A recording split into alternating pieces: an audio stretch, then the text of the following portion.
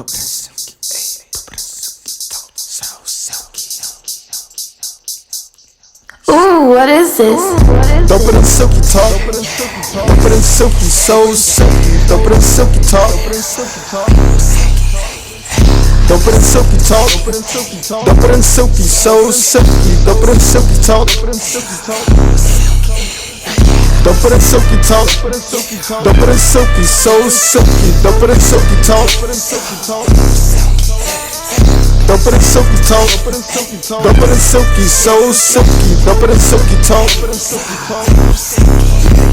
Getting busy, bitches come back like a frisbee. Money coming, now they miss me. Brody got line for a burner. Keep it wine like I'm Turner. I had to get back on my grizzy. In the studio, Hey, I'm how's getting it busy. going, Ohdollasz? Thank you for pulling up to DoperDanSilky Talk. Thank you for having me. Appreciate y'all. Let's start by asking, where was you born at? I was born in the Bronx, New York to be exact.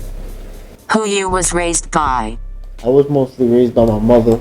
My dad was always in the streets. He used to be a working man, but he always was in the streets, you know, doing what young niggas do. Regular shit. Did you like school growing up? Yeah, I loved school to like the 9th grade since my stepmother passed away. She was always on top of me in school. Small little kid. But after she passed away, I stopped fucking with school like that. When you decided to get into music? At the age of 16, I started rap battling, and people wanted me to make music. So I just started fucking around and started making little bullshit songs here and there. Do you remember the first ever song you recorded, and did you release it? It was that remix to New York from Ja Rule and Fat Joe. I released it, but you know, people ain't really play that. But that was really my first song. Where did you record it? In my house, I bought a $50 mic in Guitar Center. And I just went off of that. What program you used? I used GarageBand. I used to always love my MacBooks, so I used GarageBand. It was way easier than any other program that I knew of. When was the link up with CH73 family? It was around 2017. I heard one of Chucky's songs, shit was fire. You heard one of my shit was fire. We linked up one day. And after that, the vibe been going since then. What block or part of your city ya represent? 7th and Townsend. How long were ya recording music before ya felt real success? For like 4 years, but people ain't really take it serious. What made you make music in English instead of Spanish? I'm more fluent in English, but I got some Spanish joints coming, and them shits is coming hard. You hear me? Y'all little Spanish rappers should be scared. Y'all heard? This little English nigga coming crazy. What is your favorite song you made so far? CC. I wasn't really gonna release CC. I ain't really even like CC. I just did it on some fucking shit. But that's everybody's favorite song now.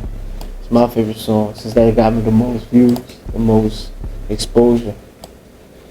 Has the 7-3 came across any hate from other artists or people?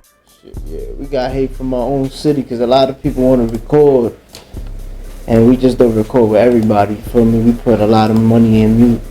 A lot of money, a lot of investments, and a lot of work and time into this shit to be giving niggas shit for free. It's not even for niggas to feel some type of way, but y'all niggas gotta understand when money coming out of your pocket and you just want shit for free, shit is not like that. What's your favorite music video you released so far? Off the Henny. I actually shot it with my baby moms. That was like some little cute shit. I like the song also. But yeah, out of my videos, that's my favorite video. It looks more commercialized. That was the first time ya was on camera together. Yep, that was the first time. She was not letting nobody else get on that one. She was not playing with me. Who are you listening to every day right now? Right now, I'm listening to Lil Baby. My son go hard. He speak that real shit. What cities did you visit so far for music? Shit, we done visit Philly, Florida, North Carolina. I think Washington, Maryland. Yeah. Did you get to perform your music live? What is your most people you performed in front of? I performed, but that's when I was a little kid, and I performed like in front of a whole club. But it wasn't something that I could call serious, because it was like a little group that we had. We did a whining song. That was the first time I performed, and the last time I performed. That was a long time ago. How has the pandemic affected your music? It really didn't affect my music. It affected like my everyday life. I had a son during the pandemic, so I had to hold shit down. I wasn't really into my music. I was taking care of my baby moms, because you know, when they pregnant, you gotta take the most care of her and the baby, because you know, they want their whatever they want. You have to get it for them.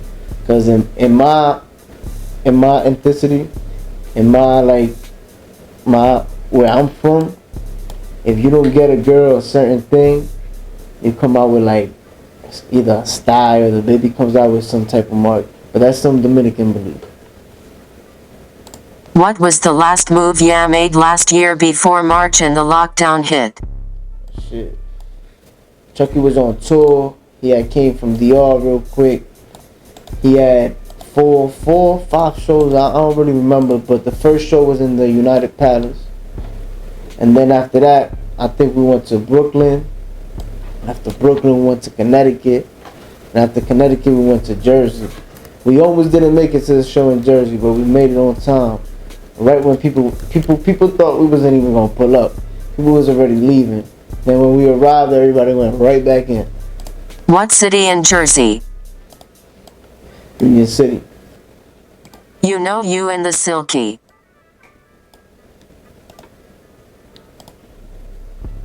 Who did you quarantine with? My family, my fiance and my son. Any quarantine babies? Yeah. We actually had to leave my mom's house. At the time I was living at my mom's house, and she had caught corona, and we had to leave to like some little, it looked like a little loft. We stayed there for like 2 weeks. We was everywhere in that little loft. Everywhere. And that's where I made my little baby boy Josiah. Thanks God. What did you find out about yourself in the past year? And I love to work. Music is my passion. Before, I ain't really believe in myself till I built my self-confidence between my music.